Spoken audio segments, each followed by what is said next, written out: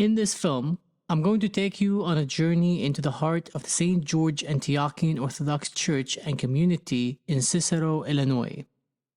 Nestled in the southwestern suburbs of Chicago, this church is also a shrine that houses a miraculous icon of the Virgin Mary known to have wept tears of oil in 1994. It happened on 2 days before Palm Sunday, the Orthodox calendar, the Eastern Orthodox.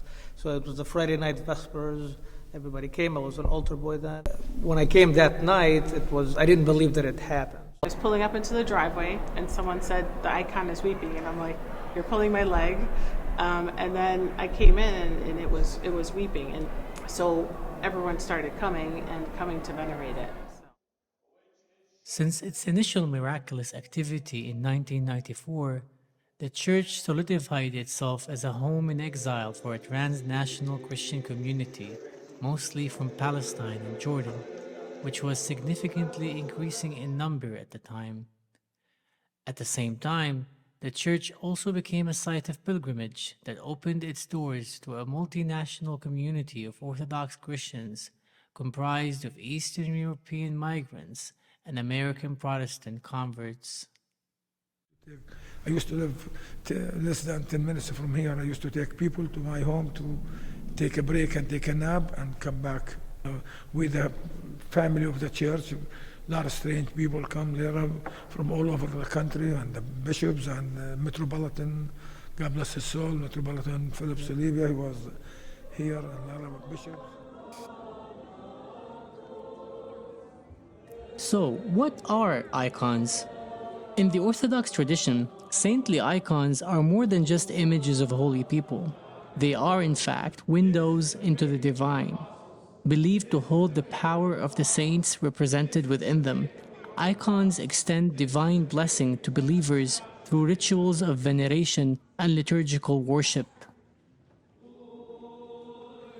Now, holy icons become miraculous when the saint depicted within them chooses to intercede on behalf of the community. Tradition tells us that when this happens, the saint transmits his or her blessing into the surrounding place, sanctifying it and transforming it.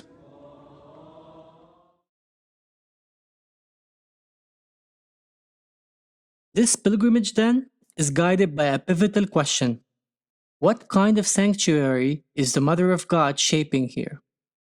While this church is undeniably a home built by an immigrant community that is continuously losing its homeland, is it simply a diasporic church? Or has it transcended its beginnings to become a universal church? A home not just for those from the Holy Lands, but for all those seeking refuge in the house of God. Welcome. In April of 2024, 30 years after the miracle took place, I was welcomed into St. George Church by Father Fuad Saba and several key members of the parish. Each shared with me their unique stories of immigration and how they found a new home in this church.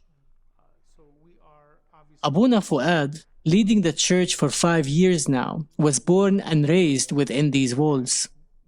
Before eventually migrating to the US, his parents were first forced into exile to Jordan and Lebanon after their expulsion from Palestine during the 1948 Nakba.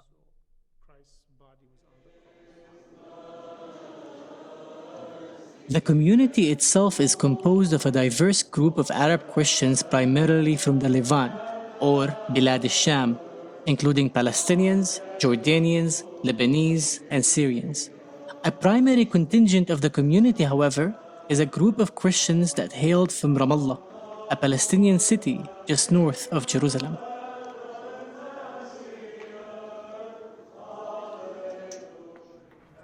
Meet Zarifa Zanaid, for example, or, as I like to call her, Auntie Zizi, a senior and prominent member of this community. No, we used in the beginning, the Orthodox Church wasn't established yet somewhere else. We used to pray in the basement of the Maronite Church, and then we have our church and we start, yeah. I was born in Ramallah, Palestine which it used to be الضفة الغربية لجوردن, you know. When did you move to America? 1966. Wow. Oh, because I think even the American consul, they used to send us, come and take the visa. They want us to move, I think. I don't know what was their purpose. Allowed to the US. It is hard, always hard to leave your birthplace, you know. But you have to do it, you know. But America wasn't like now. It was better. It is. Yeah. While fundamentally a migrant community, what defines the St. George Church goes beyond its diasporic or ethnic character. In fact, I was specifically instructed by Father Fuad not to label it merely as a Palestinian church. When I inquired further about this was his response. And sorry, you said this to me before the interview. You said that if we want to make this film, we should not say that this is a Palestinian church. Correct. Right? Because it's not. Right. Why did you say that? What is the usual approach? Because to this church? because the church belongs to God, and all people are equal in the eyes of God. And I think one of the most existential conversation we can have is the fact that there are some people being dehumanized and devalued as human beings in the world, and that's where you get your wars and your occupations and your apartheids and so on. When one group or race thinks that they are superior to another race that's inferior, this is not allowed by God, nor is it why God created us. So the value of the human life, therefore, is defined by God. It's not defined by our own, specific categories and, let's say, specifications. That if we come from a particular geographical area, that this church now belongs to those people. That's not true. So if I ask you the question, whose church is this? What would you? It belongs to Jesus Christ.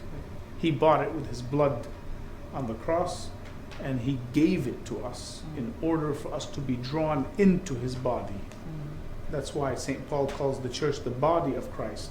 So he invites us to be members of that body. So he is the owner, and we are the managers. And I believe we can manage better. And yet, notwithstanding, what do you think is the unique thing about the Antiochian Orthodox Church in North America? What makes it different from other Christian churches, but also from other Orthodox churches? Sure. Other than administratively, as you pointed out. Sure. Well, the Antiochian Church has a long history dating back to the very beginning of Christianity. In the first century, Saints Peter and Paul both were in Antioch and ministered to people there and everywhere else. And basically, Antioch 1 was the launch pad of the mission to the Gentiles, to the whole world. St. Paul began his mission from Antioch. Christianity was established all over the Middle East, but mainly in Antioch is where they were first called Christians, as we read in Acts chapter 11. But more so, over the centuries, Antioch, which spans, by the way, most of the Middle East, if not all of it at one historic point, was a melting pot. The original melting pot was Antioch, not the United States. Antioch had tribes, people of different languages coming from afar, mixing and dialoguing and being able to live together side by side. Cultures, that came about in that area, what we call the cradle of civilization, which is what we call today the Fertile Crescent, Al-Hilal al-Khasim. The Fertile Crescent spans all the way from southern Iraq to Gaza and even into Egypt. So there's this beautiful history that has come about from the work and the efforts of the people who lived and went to and fro this land. And Antioch has continued this tradition here in the United States. In the church, we have people from all walks of life.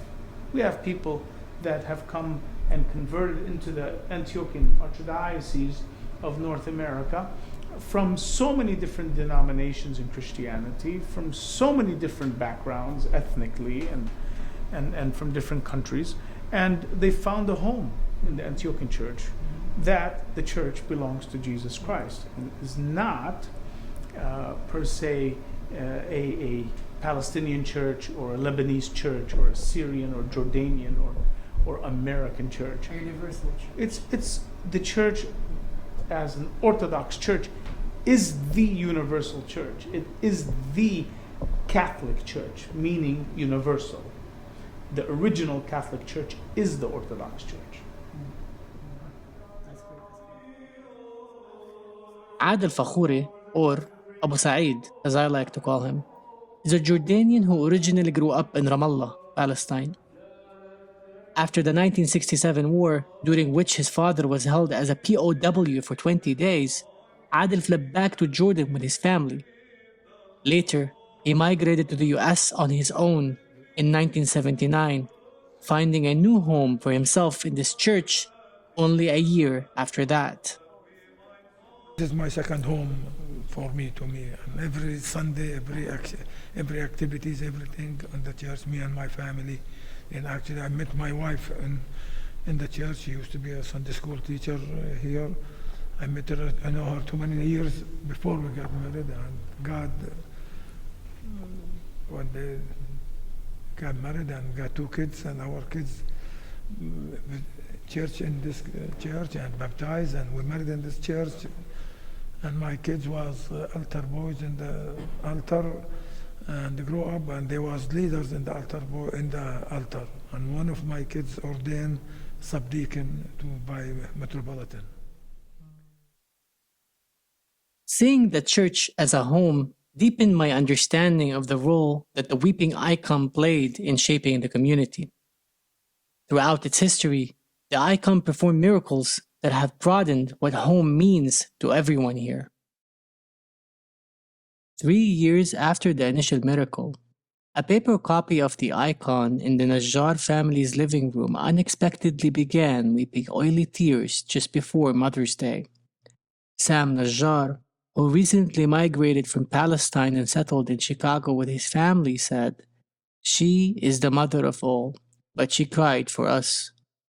As news spread, their home became a site of pilgrimage itself, attracting hundreds daily, seeking the blessing of the mother of all.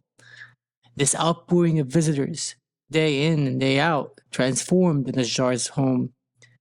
Here, the Mother of God not only blessed their home, participating in the diasporic ritual of creating a sanctuary in exile, but opened it as a place of hospitality to all. Which brings me to another story that emerged in each of the interviews: the church fire of 1997. In this event, the weeping icon was the only artifact to survive, a miracle in itself. It was Brother Simeon, an Orthodox monk of East European descent, who had dedicated his life to protecting the icon, that alerted the fire department and managed to save the icon amidst the flames. The church underwent a significant transformation after the fire. It was exponentially expanded and beautified. After Brother Simeon's death in 1999, as part of the renovations, a small shrine in the courtyard of the church was added, hosting the image of Brother Simeon under the image of the Mother of God.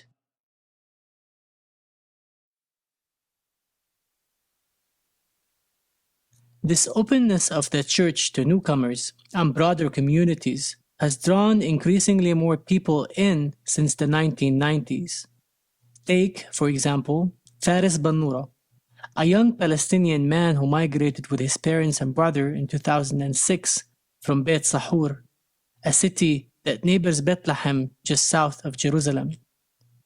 Like Abu Sa'id, for Faris, the church became his second home.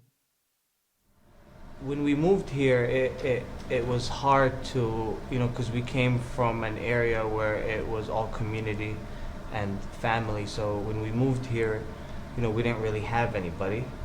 Um, so when I found the church and I started being active in the church, it felt like I found my community, here that I was missing since back home. Everybody was welcoming, everybody was, full of love, and so when I was welcomed in, and it that kind of like it felt like home because people welcomed me so warmly, and it gave me the church, the hymns, the prayers, the Arabic and English. It gave me, it reminded me of back home. But through that, I've learned to be welcoming to others. When we have someone new come in the church, I welcome them the same way now as I was welcomed.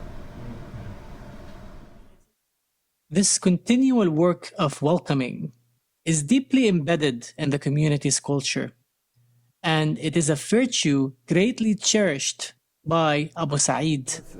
My hospitality, that's the way I welcome new people. Some people, they came, they don't know nobody here, nobody at all. Some people, then, thank God in this church, a lot of communities, Jordanian, Palestinian, Syrian, Iraqi, Lebanese, Indian, Italian, Greek, too many families, and African American families in our church from all over. When some people come in, where are you from? Oh, I'm from Syria. Oh, thank you, you're welcome to. I take them down the stairs and I let them meet some people from Syria or some Lebanese or Egyptian or whatever they are, to get connected, or I take them, depend how they're at. Here, this guy is going to UIC or to Northwestern for a doctor, for engineering. Here's a group of doctors here, here's some people. I make like a connection with the new people, with some people from, or like a family, or from Syria, Lebanese, Jordan, wherever. We want the people to come back to church. Make them feel free, and they are welcome in the church, no matter where they come, whatever their background, whatever they believe. Still, some people, they don't have to be Orthodox to come to the church. We welcome them and meet them, let them meet the Father, we take them down the stairs. I take them a tour for the Virgin Mary, for believe whatever you believe, and just welcome to St. George as a family in St. George. St. George is the family. Yes. That's my philosophy, and I appreciate it. Many have theories about why the Mother of God wept. Some say it was a divine message urging the world to return to faith in times of disbelief. But why did she decide to use this church and this parish community in particular to send this message? That was a question I pointed to Abuna Fuad, and this is what he said.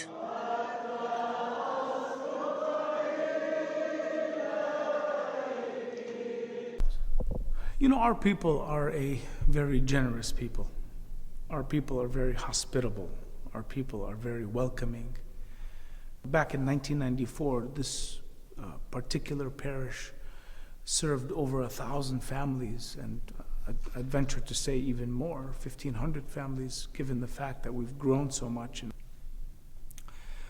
And our people are from the Holy Land mainly. The majority of this community are really from the Holy Land. And the Holy Land, of course, when I say Holy Land, there are 7 areas of the Holy Land. We often try to think only Jerusalem. But Christ and his apostles reached many areas. Our Lord lived in Egypt for a few years as a baby and as a toddler. And Abraham and the patriarchs came from Iraq, and the people lived in Babylon as hostages. Jordan, Syria, Lebanon, and of course Palestine, where our Lord himself was born and lived and was crucified and resurrected. So Antioch is all of that. That's kind of the 7th one. And perhaps this connection with the Holy Land, and maybe that God has visited his people in the diaspora, perhaps. We will never know. Why? All those departed in the genocide in Gaza Some say that Mary wept in response to the suffering of her people at the time, and which caused many of them to migrate. Whatever the reason behind the miracle was, there is no denying that the weeping icon brought the scattered people together in the diaspora.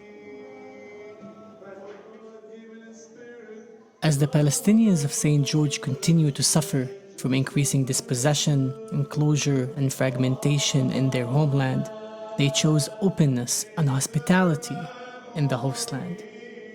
The church that they built extended them beyond themselves with a universalism that is both missionary and humanistic. This, for me, is a miracle in its own right. As a Palestinian Arab Maronite from Nazareth, the region between Damascus, Beirut, and Jerusalem is where my heritage has always existed. Paradoxically, it was not until I discovered this church that I had the opportunity to witness Lebanese, Syrians, Jordanians, and Palestinians praying together in one space. A wonderful sight rendered tragic by my awareness that Israel forbids nearly all of these Christians from visiting their holiest sites in Jerusalem. As the genocide in Gaza carries on, I also choose to venerate the image of the Mother of God as she points to her Son, his sacrifice, and the promise of salvation. The home that she created in St. George, I believe, is an image of what kind of home we must strive to reclaim in Palestine.